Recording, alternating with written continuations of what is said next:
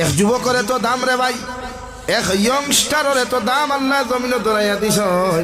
ইকে দুনিয়ার নারী জাতির পিছনে না দৌড়াইয়া, দুনিয়ার অবৈধ সম্পর্কর পিছনে না দৌড়াইয়া, যদি মাথা নত করিয়া একটাবার আল্লাহর কুদরতর কদম সজ্জা দিলায়, আল্লাহর আরশে আদিমে পর্যন্ত ভূমিকম্পর মতো খাওয়া শুরু করে।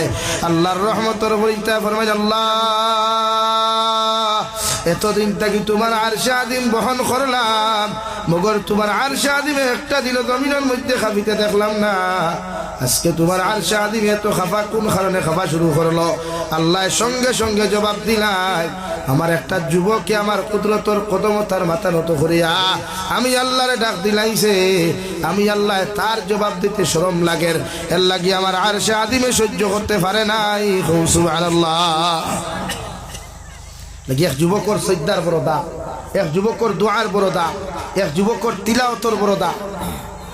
যেটা আপনার যুবক হওয়ার বাদে যে সময় আপনি মালদই আমার তুতালা ইয়ং যুবক বনিন্তর কাছে আপনার আলাদা দাম থাক, এর মাঝে আপনার গাড়ি এখানে হইলে আরো দাম, এর মাঝে আপনার দামি গাড়ি থাকলে বাড়ি থাকলে আরো দাম, এর মাঝে আরো দাম বাড়ি যায় যখন আপনার ফ্যামিলির সবচাইতে বড় হওয়া হয়ে যায়।